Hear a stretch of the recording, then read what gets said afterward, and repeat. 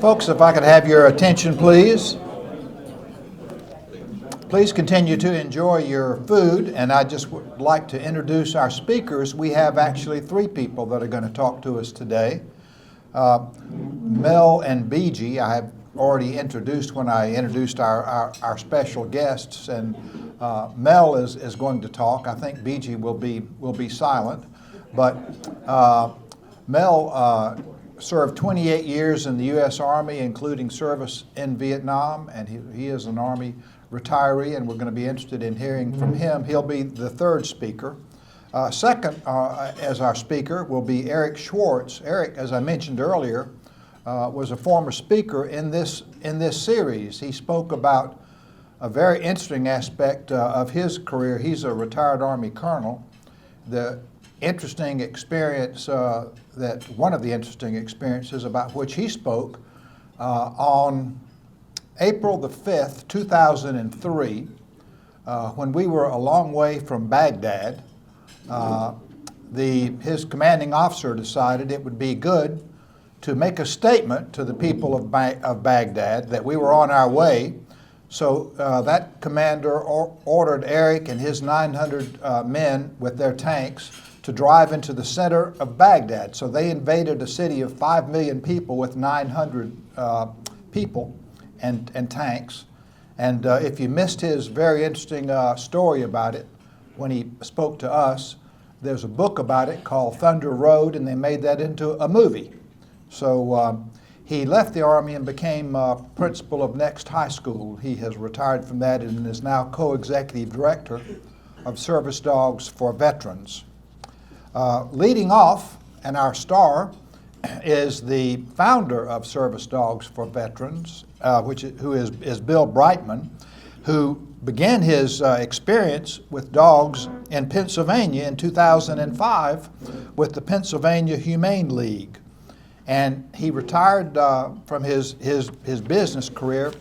He had been in the Navy for 4 years, but after that spent 27 years as a licensed professional engineer, and later started up 2 water purification companies. And he decided to retire from that and wanted to get out of the water purification business. So he retired to a place whose water has never and will never need purification. Best water in the United States, Bill Brightman.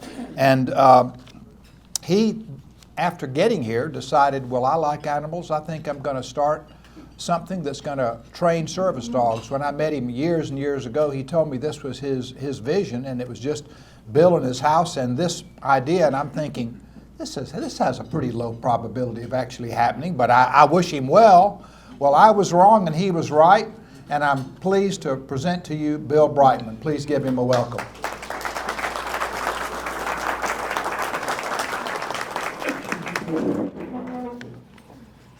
Bob, thank you for that. First, let me say I've enjoyed these military seminars for years when I can fit it in my schedule. It's always the high point of my week. Bob, I'm sure I'm like so many others are just indebted to you for what you've done with this. I don't know how many years it's been, but it's 11 years. Amazing.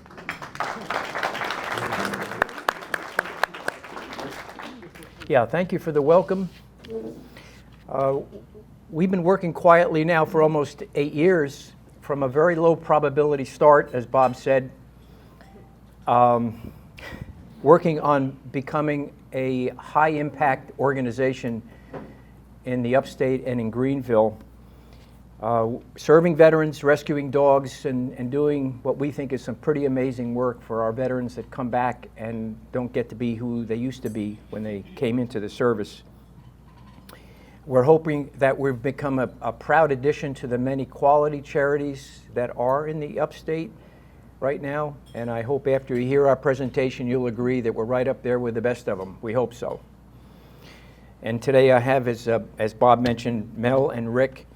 I am surrounded by 22 volunteers in this charity, and over the years I've worked with dozens and dozens of co-workers, supervisors, and employees, and I've never had a better crew than what we have at Service Dogs for Veterans. We share a common spirit for love of the veterans, rescuing dogs, and bringing healing when there's very little hope. We'll talk about that in just a second. Yeah, I'm a 4-year Navy veteran, and I spent 2 of my years on the flight decks of aircraft carriers, and I didn't know until about 10 years after I got out that that was one of the top 3 most dangerous jobs in the Navy. I'm not sure I would have done that if I'd known that going in. But it was a great experience for me because I went to school on the GI Bill. Excuse me. I was stationed in Sanford, Florida. At the time, the Navy had heavy attack squadrons. They don't exist anymore because they have satellites and they have other ways to deliver heavy armor. But in the era that I was in, the heavy attack was the main point of the spear, especially during the Cold War with the Soviet Union. Anyway, I want to share just a little bit about myself, but I'm going to get on to the story of this amazing charity that we've got going here. I'm the oldest of 4 children, and my father was a World War II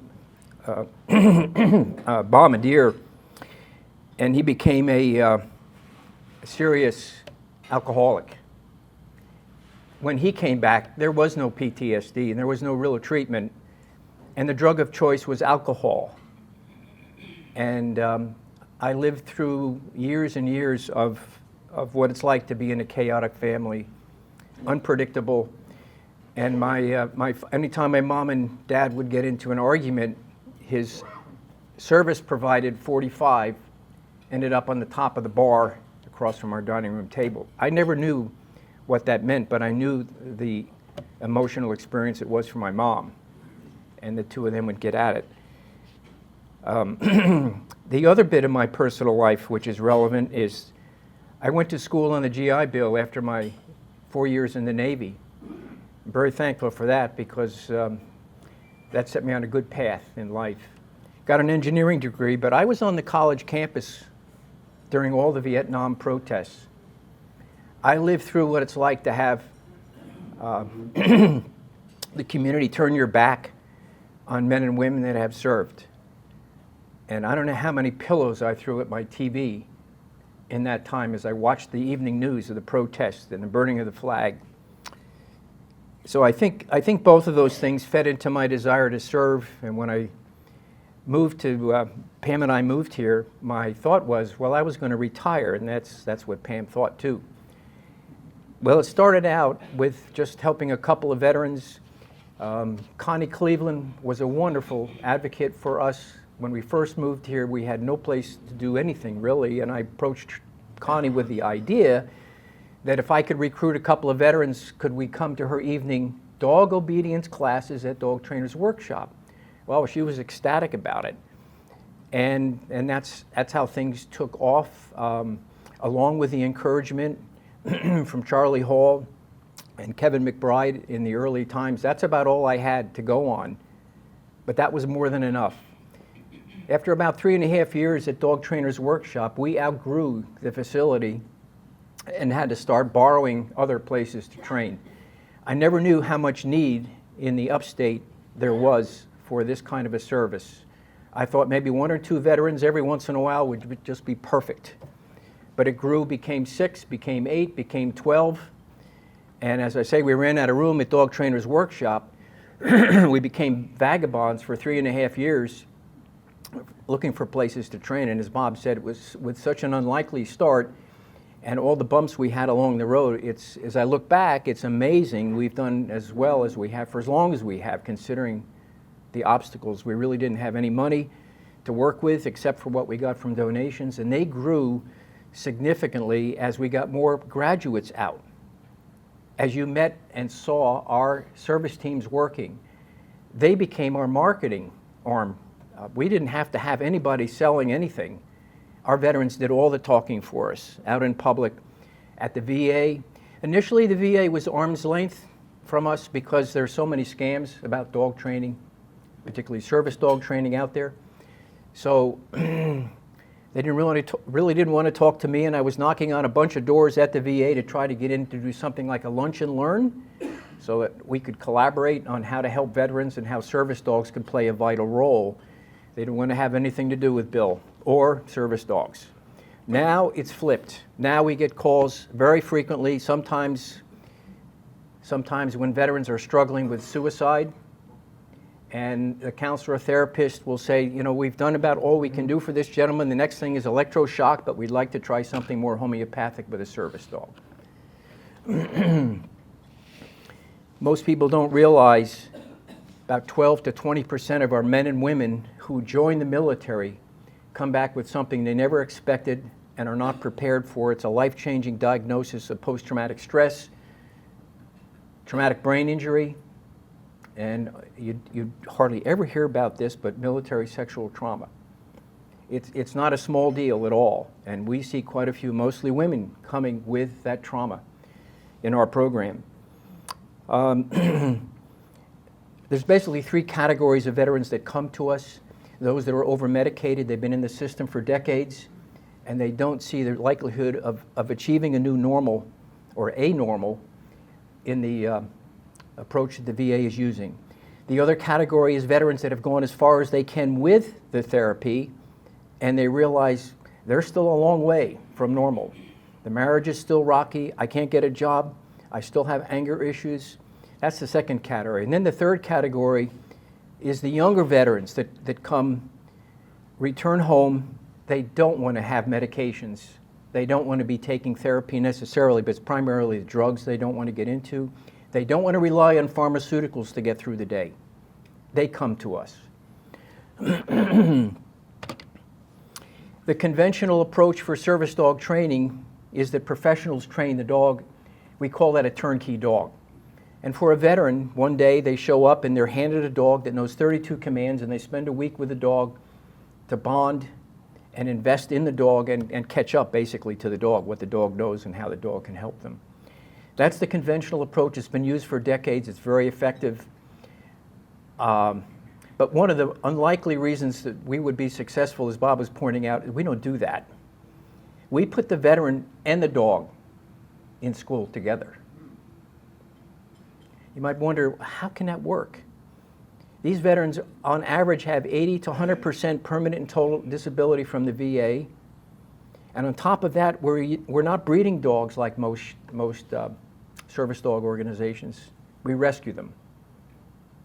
How can that work, right? Rescue dogs and veterans who struggle with life, and we put them in school together. And I'd like to say that's when the magic happens. You put a dog into the formula, you give a veteran a structure and support, compassion, accountability, and they take off. The most amazing thing about our veterans is that they refuse to let their diagnosis dictate their future, limit their life, and in many cases, marriages, if there is a marriage when they start, it's rocky or it's dissolved. And I can't tell you, we don't document this, how many cases that the marriages have been restored. And when these veterans come back and they have anger issues, they have isolation issues, they can't relate to their kids, how many times estranged children have reconciled with mom and dad? And you know what the glue is for all that? The dog. I never knew the power of a dog in a family, especially when they're trained. But just having the presence of the dog and seeing what it's done to mom or dad, and then the spouse, and then the children, it takes your breath away. It's hard to put words to it, but it's very significant, obviously, to the quality of life of these men and women that come back. You might ask, well, how do we pull this off in training? We use something called incentive-based training. So it's positive reinforcement. It's significant for veterans who have post-traumatic stress because chronically they have very short fuse. It doesn't take much. And when they learn to train a dog, they learn to bring the best out in the dog. And that's part of what the positive reinforcement and incentive-based training will do. The other component that is really significant is that we've designed a curriculum, a special curriculum, where every week, every veteran has a success with his dog or her dog, every week, so that they build confidence, because when they start the program, nobody has, and Mel's going to talk a little bit about that, but when they start the program, these guys and gals are not dog trainers. They may come to us with a dog. 60% of the folks that come to us already have a pet dog that's been helpful been reliable for them. The other 40%, we go find a dog at a rescue. And most of the veterans' dogs are rescue dogs. So close to 80% of the dogs in our program have been rescued animals. It's pretty amazing. I mentioned at the beginning that we had hoped to be a high-impact charity and run with the top dogs as far as charities are concerned. I want to tell you a little bit about the results. One of the metrics we're very proud of, if you're a charity, is how efficient you are with your money. Where does it go? People who donate to us. We don't get any federal, state, or local money. We don't charge for services, and we don't get any help other than what the private sector gives us. And for a charity, that's quite demanding. Most charities, like 80% of the charities that are out there, rely on pay for service, or some kind of federal subsidy. We don't. And as a result of the wonderful volunteers we have, 95 cents of every dollar goes to program, as opposed to administration, marketing, branding, and the like. And that's because the veterans that we have that come back and the non-veterans that are volunteers with us do so many of the jobs that we'd have to pay people to do. But because of the wonderful people in the upstate, our costs are less than a third of what the other service dog organizations would charge, and our efficiency with every dollar that we raise is off the charts. GuideStar and Better Business Bureau, they'll start rating charities at 75%. We're almost 95%. So we're very efficient with our money. And maybe more importantly, you might be wondering, well, what happens to these veterans that trains their dog? We do something at the very beginning of classes called a PCL-5 20-question self-assessment that they do. We do the same assessment when they graduate. And I didn't realize how powerful and how cathartic it is to train a dog and to the standard of to be compliant with the Americans with Disabilities Act. But they achieve a whopping 48% reduction. These are reductions in not just feeling okay, but life-limiting symptoms that curtail their hope and any other aspect of life that they're concerned with. What goes along with that 48% reduction in their symptoms is the corresponding reduction in the need for drugs and therapy. So they're much healthier, they have a much brighter future. You might be wondering, well then, do dogs cure the PTSD? They do not cure PTSD. What they are is an incredibly helpful tool. In fact, I'm going to be so bold to say they're more effective than medications in some instances, and I'm going to give you two. One of them is companionship. Meds can't give you companionship. But for veterans that come back and don't have family, struggle with being alone and isolated, nothing like a dog. They bring companionship, and from that companionship comes trust, the softening of the heart, and a loyalty that dogs give that changes the life, even when you have the most hopeless feelings about life. If you've got a dog in your life, you've got an influence that's always happy, right? Always glad to see you. Sad when you leave, right? And they live in the present. They don't carry the baggage that we do. So they're wonderful for companionship. But even better than that, when they're trained like we train them in 8 months of classes, they become something that is remarkable. They become an emotional barometer for veterans, and Mel is going to talk about that. It's like an alert, early warning alert. When veterans live with chronic trauma, on a scale of 0 to 10, 10 being fight or flight, 0 being dead calm. That's, pardon the pun on that. How about just asleep calm? Veterans can walk around with a 5, 6, 7 level of anxiety and not even know it. That's where the hypervigilance comes in, worry about everything, overthinking everything, the innocent things you may see along the side of a road, a lunch bag on the side, a soda can on the curb, gentleman walking across the overpass with a hoodie on, just like that. They can trigger very quickly.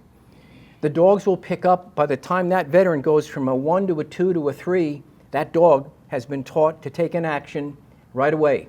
And because the veteran has trained the dog from our menu of 8 tasks That veteran knows right away, oh shit, I'm elevating and didn't even know it. So the dogs will bring the emotion back down, and they'll help ground that veteran, and that's where the cathartic benefit is, as therapists will tell us. It's, I'm going to write this down. I did write it down here because I keep forgetting it. Force multiplier. We had a therapist go through our program, and I said to him when he graduated, from a therapist viewpoint, what happens that makes such a difference? And he said for him and what he saw in the other veterans in the program, you're practicing with dog training exactly what we teach in therapy: present, intentional, and calm. And those are the coping skills you get when you go to therapy, and you take meds to supplement that as well. You've got to have those same techniques, characteristics when you train a dog. You can't be angry. You can't be upset about life when you train your dog. You've got to be calm. Because dogs are so intuitive, they'll pick up on your emotion, and the training basically is over. So it becomes a force multiplier.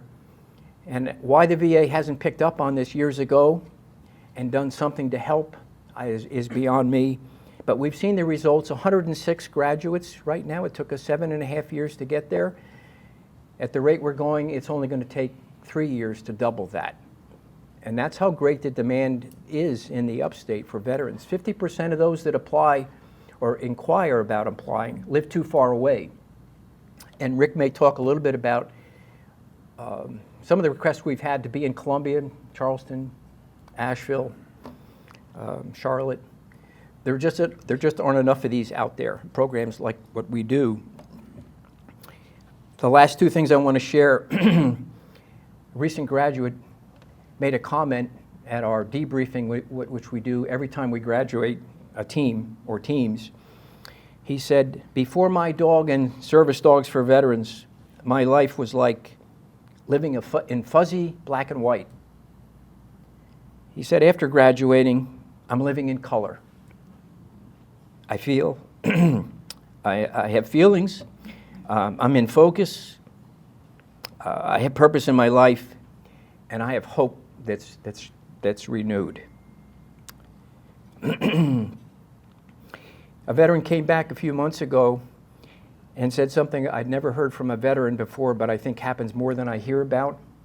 After he graduated, his class night was Tuesday night for months. The first Tuesday night, he didn't have to come to class after graduation. His dog looked at him. Hey, where are we supposed to? It's Tuesday night. And you know our dogs are happy when you get the full body wiggle. Any of you know that have a dog. They're just so excited, jumping out of their skin. So he was waiting for the veteran to reach for the vest and come to class. The message there is our dogs love training. They love to come to school. They're excited about it. They're excited in the morning when the vet reaches for the vest and puts it on the dog. At the end of the day, when the vest comes off, the dog is a pet, and they're just as excited about that too.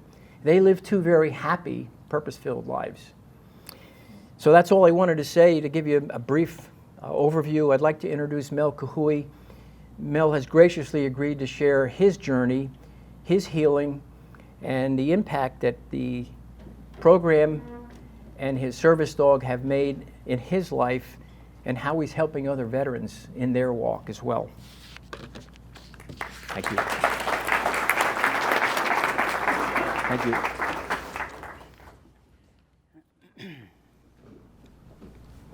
Few familiar faces in the group. This is my dog, BG. I named her because after my favorite group, band, if you will, the Bee Gees. And one of my favorite songs is Staying Alive. And BG was significant for me in helping to stay alive. Down, bitch. You can go down. Go ahead. Imagine the whole time Bill was talking, BG is an Australian Shepherd. She's a very active dog. And in fact, today I had the choice to come to speak. And my wife is a master naturalist. We have a small farm in Greer. And today, with the agritourism for South Carolina, she's butchering chickens. So I had the choice of butchering chickens or coming to the Poinsett Club. I chose the Poinsett Club. But my story starts in Hawaii. I was born and raised in Hawaii, large Hawaiian family, the eldest of 8 boys and 3 girls. Graduated from high school, 1965.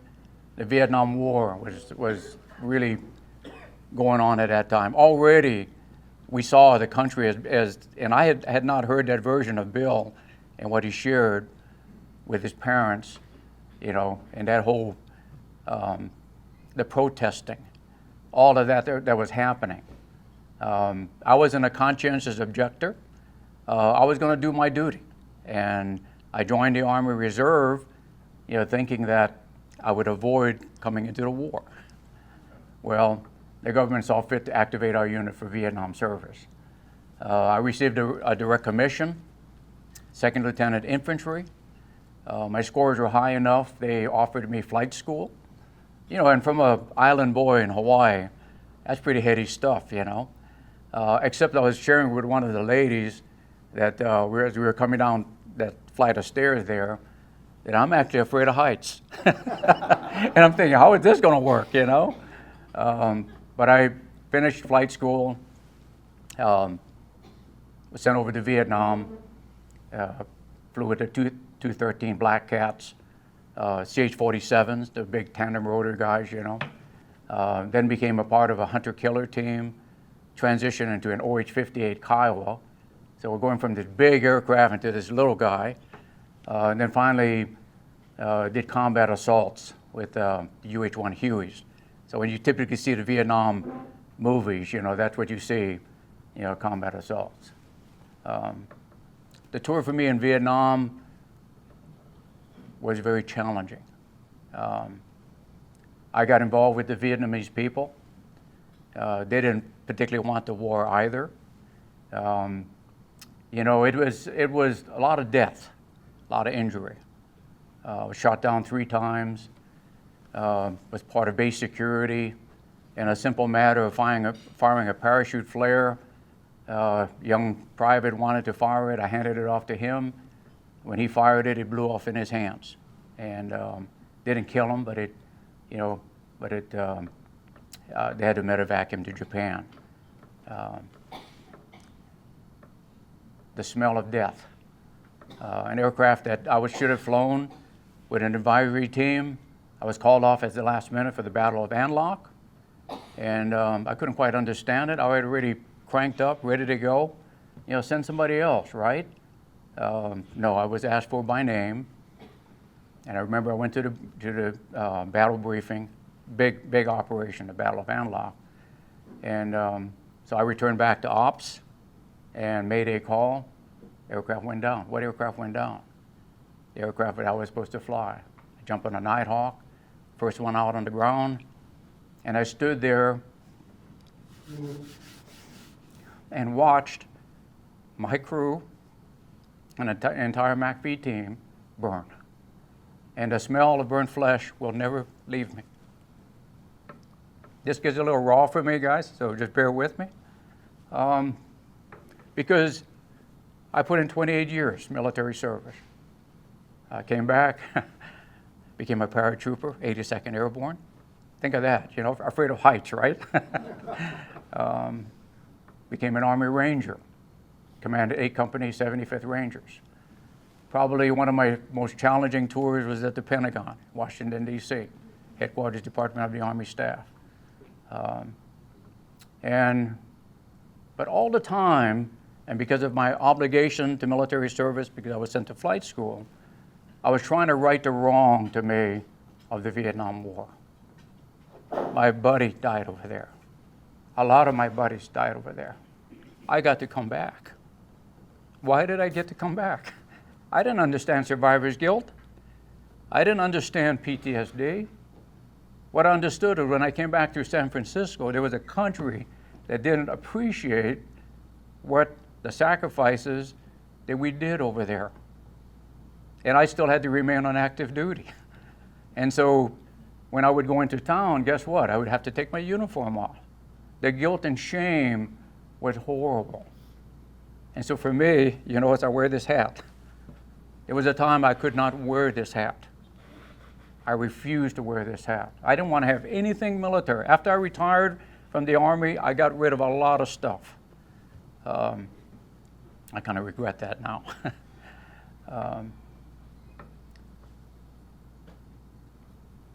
I'm a colonel. Mike Stahl understands what that is all about. Rick Schwartz understands what that's all about. We take care of the men. You know, we complete the mission and we take care of the men. But at the end of the day, who's going to take care of me? And it took me a long time, and what I wanted to share to this group for the time that I have left is this matter of wearing a mask. For the longest time in my life, in the military, after I retired from the military, I wore a mask. And most of the people that knew me, and they would come up, "How are you doing?" Greatest lie ever told. I'm fine. And all the while, I'm dying inside. I'm having night terrors. You have a lot of anxiety. I'm angry all the time. Because, you know, I was finally told, you know, it's not what you know that's the problem. It's what you don't understand can drive you crazy. And I actually thought I was going crazy. I was just flat losing it. When I up and left my wife for 6 months, not to chase another woman or anything like that, but my father passed, my kids were asking, what is that all about? I have 5 children, 8 grandchildren. And guess what? The mask that you wear a lot of times in public, your family sees right through that mask. And so the most difficult thing for me was to recognize that I was in trouble and that I needed help. I had to acknowledge I needed help. And when I finally came to that realization, and I reached out to a number of organizations, Service Dog for Veterans was one of them. I came to Bill, and I still remember the intake with Bill. We're having this discussion. I don't deserve this. Should be, I don't want to take the spot of another soldier who's disabled and needs therapy, needs help. I adopted BG from an Air Force veteran that couldn't have her anymore. I have a picture of her as a puppy. I was showing that picture earlier. And it's like this cute little puppy. I mean, so how can you refuse anything like that, right? But when I got her, there was just something. A lot of people may not know me. For those of us that walk in the uniform, you know, and sometimes folks can be critical. They can say, I can't believe that guy did that. And I go, unless you walk in that guy's boots, you have no idea the challenges that come into your mind, the thing that you will do when you finally put to the test, and the guys that you think are going to stand up and be strong do not.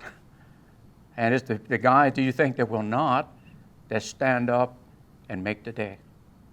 It is remarkable. But it leaves a scar. And as Bill mentioned, PTSD is something that you never totally resolve. And so even today, at times when I have BG with me, and she does different tasks, I mean, 8 months is a long time, you know, going through training and doing these things. I mean, I kept thinking, I'm not going to be able to do this. Because you go through beginners, you learn sit, stay, come, all the basic dog stuff, go through intermediate, go into advanced, public access. Try and go into Walmart, Lowe's, Cabela's with your dog. Go into the bathroom and have somebody turn on the air dryer when your dog is not, you know, been exposed to something like that. But the benefit is remarkable. This dog knows me. When I look into her eyes, she looks into my soul.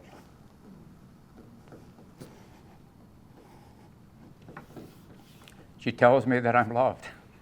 I'm greatly loved by many people, my family, my friends. And so I have the opportunity to pay back. I have the opportunity to come to something like this. I have the opportunity to host Service Dog for Veteran graduates once a month, because it doesn't end with the training. It's a life process. And so we have 4 groups, I guess, now that meet. I see Tom over here, 2-tour Vietnam guy, It's part of our veterans group that I host out at the farm. Sometimes we were at Peggy's Diner, yesterday. It's a support group. It's veterans, when they're in trouble, isolate. And there's nothing worse than the thought that you're all alone and nobody cares. That's a lie from the devil himself. And yet so many of us get that in our brain. And it happens. And the demons speak that to us all the time. You're all alone. Nobody cares. Nobody knows what's going on. BG does. And so sometimes when I have her up, come here, BG. Let's show these folks a little something here. Come on, baby. And BG, look at this girl. All right. Can you get in here? Yeah. Give me eyes. When she looks into my eyes, she looks into my soul. And I see her saying to me, how are we doing? Are we okay? Are we okay? Right, BG? Right? And then if that's not enough, I'll bring her front. Come on, baby. In front. Yeah. All right. And all of the veterans have different tasks that they're taught that is unique for them. For some, they have a walking stick or something. The dog trained, if they drop it, to pick it up, bring it back to them. For me, I'm Hawaiian. And I hated when when this pandemic came out, because Hawaiians love to hug. They like the human touch. They like to feel. They like the embrace. And so for me, the special thing for BG, when I'm a little bit out of sorts, is to snuggle. Right, BG? Can you do that? Come up here. Come up. And so BG snuggles, and I did something that my grandmother did with our dog. She puts her head down. See? And she puts her head down, and I'll count 1.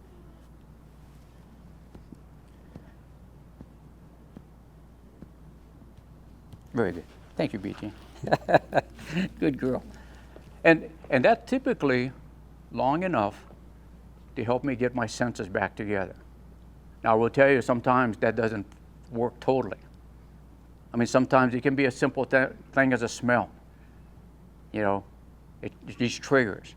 And at times it just comes over me like a wave, to the point where I have to go into my closet. I've got a little stool, and I sit there, and I just try to find myself. And at times BG will come in there, she consoles me, and now I look at that, and this room is full of, and many that have gone before me and with me that have experienced much more than I have. And that's the part that comes to me. Even with the VA, I don't deserve this, But Service Dogs for Veterans is a great organization. And I want to thank Bill and Rick and the organization, for allowing me to be a part of it. How are we doing, buddy? How are we doing? And so at this point, I'll turn it over to Rick. Thank you for your time. Thank you, folks. I'm going to take a few minutes and close us out. First, I reached in my pocket to pick out my notes, and I pulled out a poop bag. You know you're in this all the way when that happens, right? It's good stuff. My name's Rick Schwartz. I'm the chair of the board of directors of Service Dogs for Veterans. I also was rescued by this program. 30 years active duty, United States Army, a couple of different wars. First Gulf War, young tank company commander. Second war, thank you, Bob, for that introduction. Ground Task Force commander leading the assault into Baghdad. Transitioned into there and then went into Fallujah for about 4.5 months. I didn't buy any property there, so I will never want to go back. Came out of the service after 30 years, and I probably was the poster child for rough exits from the service. Service has a kind way of taking us and saying thank you, and they give you a pat on the fanny and you're just done. And then you try to find your purpose and your place. I decided to get into public education. I thought that maybe that's the way I could best contribute. I loved it. I enjoyed it. Very hard work. I found great connection. But what I didn't find was relationship. And I just want to wrap us up today by talking to you a little bit about, because this is at the core of our program. Coming in the service, we are a relationship-based organization. And with relationships come words that actually make some people pretty uncomfortable.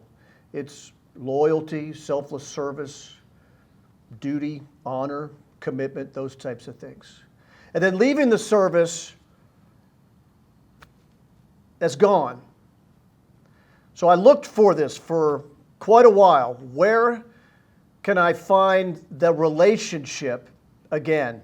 And I found it in Service Dogs for Veterans.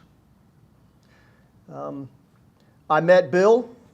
We had a brief conversation. I was a high school principal at the time, and I started my countdown at that point to when I was going to leave public education and do this full-time. By the way, I'm a volunteer. I'm not a paid employee, but I'm also a client. I have at home a 6-month-old black lab that's just completed the first puppy phase of the program. I started the program, I was 6'4", 220 pounds. Now I'm just the shell of a man. That dog runs me wild. She is the relationship in my world again. And I think Mel brought that out to you. Couple things. I'm from an Army family. Yesterday morning we put our daughter and our son-in-law and our 2 grandkids on a plane, and they went to Mel's home state of Hawaii for a 3-year tour. He's a combat veteran of Afghanistan, and they're just the love of my life. I also have a son that 3 weeks ago just came back from a 1-year tour in Iraq. Yes, we have over 3,000 troops in Iraq today. My son graduated from Furman University, ended up going to MUSC, getting his doctorate in physical therapy, and he was the senior physical therapist in Iraq, Syria, and Jordan. And I'm super proud of these folks. They are my relationship. Last thing, Bill mentioned, we transitioned from being this nomadic charity to having our own place. This is a huge investment in our program. It's a huge capital investment. Everything that we do is through the generous support and donations of people like you that sustain us so we can operate out of this great facility that we have right off of Woodruff Road here by Academy Sport and behind Home Depot. And it's our training center. And it can be a pretty active place. I'd like to do this, though. Bill has some business cards. If you're interested in coming and seeing what we do, we'd love to host you one night. You can come into the center. You can see a class of 3, 4 students, 5 students. If you're lucky, you'll see me with Maisie, and she will be entertaining. I wanted to bring her here today, but Bill said, please don't, Rick. There'll be cookies at the table. I got it. She is coming along well, though, and she's the love of my life. So please, grab a card from Bill, reach out to the number on there, reach out to our site, sd4v.org. You will see everything that you need to know about what we talked about today on our site. And you'll see great ambassadors for the program like Mel and others and their dogs, because this is the energy that keeps us going. Last thing I want to tell you. There's an unintended consequence that I've found that's happening in the Service Dogs for Veterans program, and it's a bridge. It's a bridge between generational warfighters. And that bridge is between Vietnam veterans, and those of us that are fighting the wars in Iraq and Afghanistan. And this is an unintended consequence, and it is beautiful because there never should be that gap between these two generations. We are all war fighters, we're all patriots. And when we're in a room together, we are men and women of relationships, not of connections. I don't ever want to have a connection with Mike. I want to have a relationship. I want to have a relationship with Mel and others that we were brothers and sisters in arms. And I love that because when I'm training and I've got Maisie out there and she's just bonkers, I can look over at Mel and I can say, I want to be like Mel and I want to be like BG because they're the best that it is. So we're going to continue to bridge this gap. We're going to continue to develop relationships, and we need your support. Please join us in this effort to not only save dogs, but to save veterans and our families. Thanks for joining us today. If you have any questions,